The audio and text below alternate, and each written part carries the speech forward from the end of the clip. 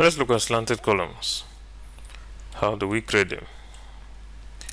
So slanted columns are columns like this. They are not the normal columns that are just straight. As we can see here, these are slanted columns, and today we're going to see how you can create them. Okay, so I'm just going to go ahead and I start a new project. No, we don't want to save this. I'm just going to browse and make sure I am in the metric folder because I'm working with metric, and I want to look for the structural analysis default metric. This one, open too. Now the same procedure applies if you are using imperial units. I'm just using the metric units because those are the units I'm working with. Okay, now in here, of course, the first thing I want to do is to set up a unit. I want to be in meters, 2 decimal place. Okay. All right, and then next I want to come to the structural tab, and in here we'll start by creating our grid where the columns are actually going to be placed. So we'll come here, select grid. I want to draw out the first grid here, which is this one, and this is named 1 1.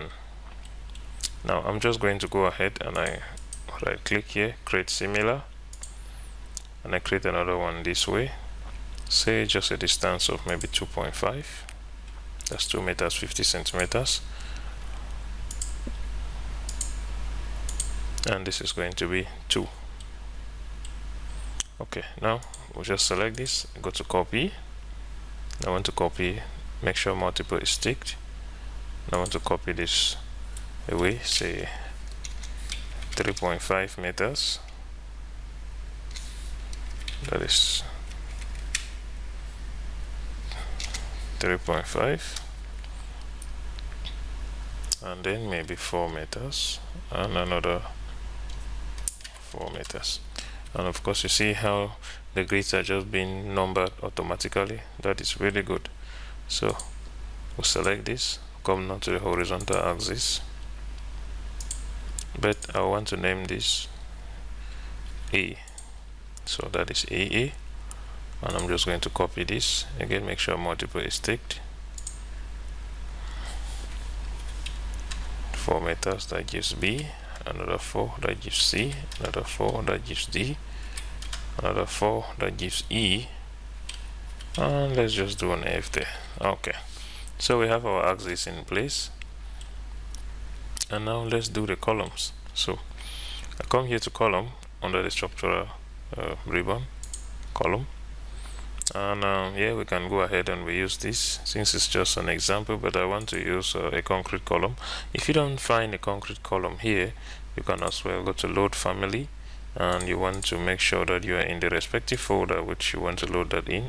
For me, I'll go in the metric folder, and you actually want to come down to where it says structural columns. Now you get in here, you can load in any concrete column here, maybe this one or this one, and you're good to go. And now you'll find them here. Okay, so select this one, and now I want to do a slanted column, so I come here to where it says slanted column, and then all I need to do now is just to click where I want to start and where I want it to end. So I'm gonna do this from here. Make sure you zoom in a little bit and make sure it snaps like this to here, just like that. Now we can just copy it all the way, but I will do this gently so you see it well. I zoom in well. There we go. Zoom in, click there. Zoom in, click there. Zoom in and click there, and just like that we have this one here, and we click here too. Alright, now let's see how that is looking like in 3D.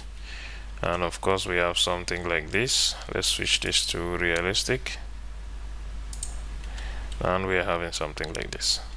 So these are slanted columns. Now if we were to go ahead and replace normal columns,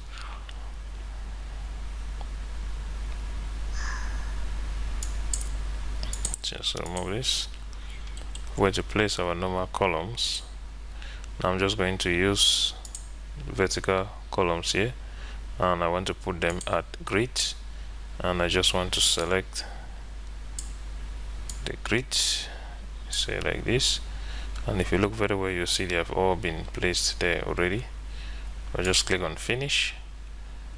Now of course you'll see that we have normal columns just like that. Now we can go ahead and we put a slab at the bottom and we continue. But this is how you create slanted columns in Revit. I hope you have learned something today.